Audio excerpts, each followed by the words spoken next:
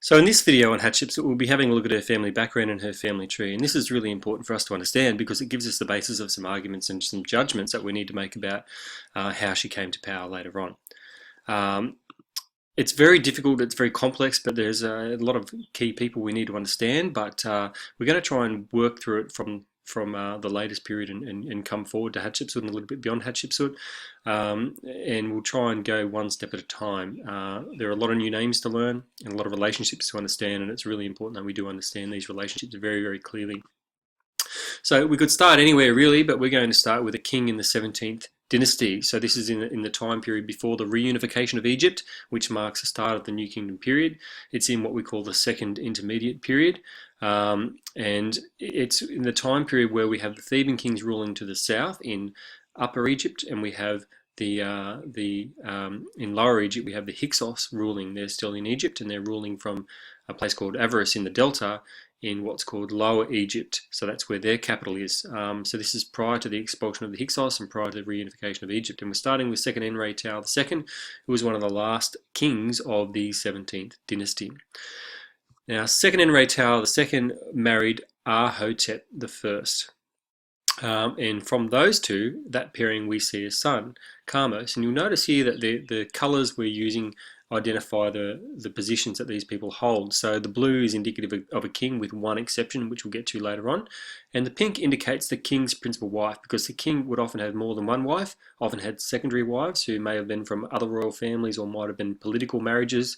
But one main wife the ideal was they had their one principal wife, which is indicated by the pink, whereas the other secondary wives are indicated by the yellow. So Kamos is the first son of second Enrei-Tao II and of Ahotep I, and he rules after second Enrei-Tao II dies. He becomes the new king, and he's the first to really have some major incursions into the Hyksos and to try and expel them. So he attacks Avaris and those sorts of things, and ultimately isn't very successful, and the Hyksos remain in control up in Avaris.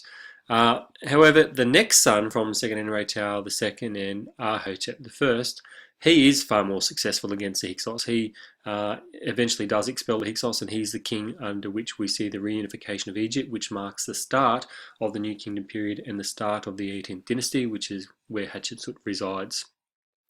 Ahmose also gives his name to the kings for this lineage. So the Ahmosids is how we refer to the kings that are from the lineage of Ahmose. So that's Ahmosids.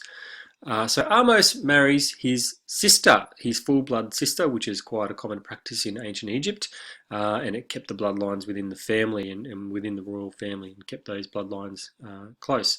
So Ahmose marries his full sister Ahmose Nefertari, so from the same family there. And from those two, they produce a daughter, Meritamen, and they produce a son, Amenhotep I. So Amenhotep I goes on to become the new king after King Ahmose dies. And again, Meritamen and Amenhotep I, as their parents were, their full-blood brother and sister, and they were married and Meritamen became the king's principal wife, as was the custom during this time period. Moving on from there, we have one child from Meritamen and Amenhotep I, and that child is a female, also called Ahmose. So very easy to confuse all these Ahmoses. So this is the queenly Ahmose, the king's principal wife, Ahmose, born from Meritamen and Amenhotep I. Now, she didn't have a brother to marry, which is really quite interesting. So she married Thutmose I, and this is where we see the start of a new lineage of kings called the Thutmosids, or the Tutmosids, depending on how you pronounce it.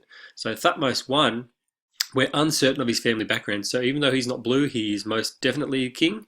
He was a very powerful king and a very successful king in terms of his military and his building programs and those sorts of things, but we don't know of his family background. It's assumed that he was a general, very close to the royal family, and became king because there was a necessity. There was no male heir to continue the throne, so he was given the throne essentially and married into the family and married Ahmose, continuing that lineage. If we continue on, we need to note another little ambiguity or another little thing that we don't quite know about, and that's the actual relationship of Queen Ahmose to her parents and perhaps even her brothers and sisters, because as you can see this line which has a couple of question marks there, because we're not sure about it. We're not sure whether Ahmose is actually the daughter of Meritamen and Amenhotep I, or whether in fact she is the daughter of Ahmose and Ahmose Nefertari, which would make her the sister of Meritamen and Amenhotep I rather than their daughter. So I'll say that again because it is a bit confusing. So Ahmose might actually be the daughter of Ahmose and Ahmose Nefertari rather than the granddaughter, and she might actually be the sister of Meritamen and Amenhotep I rather than their daughter. We're just not 100% sure on where she fits in this record. So Thutmose I wasn't just married to Ahmose, to Queen Ahmose. He also had another secondary wife who wasn't from this royal family. She was from another royal family, and her name was Mut-Nefret. And skipping back to that first marriage, Thutmose I and Queen Ahmose, they produce Hatshepsut. So this is where Hatshepsut is from. She's the product of Thutmose I, whose origin we're not 100% sure on, but her mother is Queen Ahmose, who traces her lineage all the way back up to the founders of the 18th dynasty and even further back beyond that. From Thutmose I and the secondary wife Mut-Nefret, we have a son born who is called Thutmose II, and he marries Hatshepsut. Again, as was the custom, as we see further up there with Meritamen and Amenhotep I, with Ahmose and Ahmose Nefertari, and with Seqenenretau II and Ahotep I. So Hatshepsut marries her half-brother in this instance because they only share their father Thutmose I.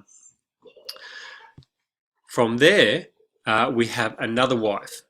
Okay, so obviously Thutmose II becomes the next king, and Hatshepsut becomes his principal wife, but Thutmose II has another relationship with another woman called Isis.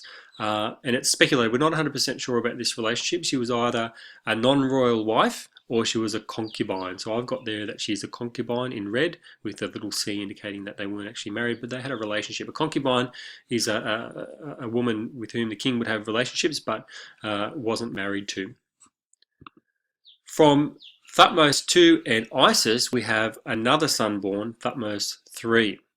So his relationship to Hatshepsut is as both his as a stepson, because she's also married to Thutmose II, and also as a nephew, because her brother is Thutmose II.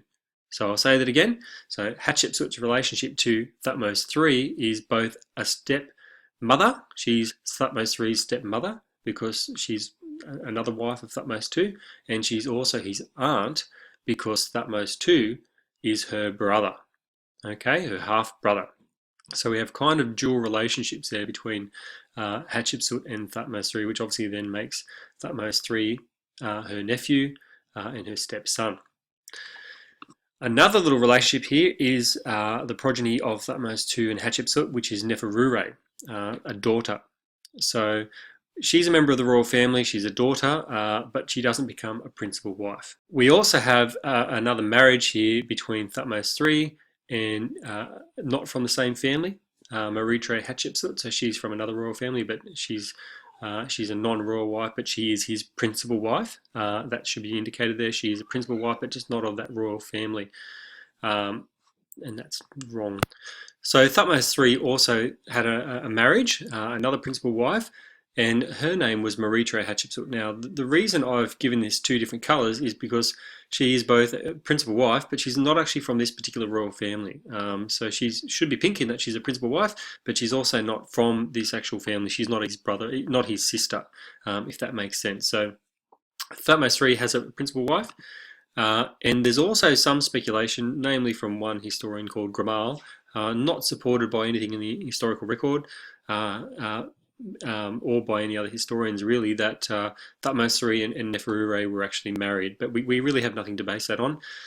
It's only an assumption made on the fact that most of the other kings and queens of this time period, they married their in the family brother and sister relationships, but it's not really based on anything else.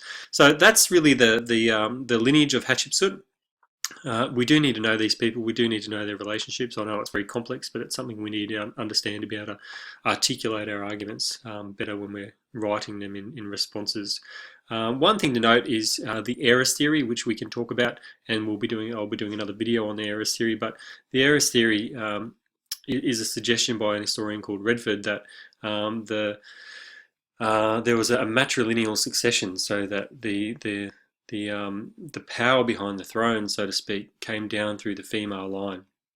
And the suggestion is based on the fact that Thutmose I isn't part of that royal family, whereas Hatshepsut can trace her lineage all the way back through these queens, all the way through to Ahotep I, and then all the way down here to herself, and then obviously to Neferure, her daughter, who has that unbroken line of descent from Ahotep. Whereas if we have a look here, Thutmose I isn't from the royal family. Thutmose II, who does go on to be the king, and his son Thutmose III, who goes on to be the king as well, conjointly with Hatshepsut, they don't actually have any blood relationship with the Ahmosids. So that's the basis of the heiress theory, but we'll talk about that another time.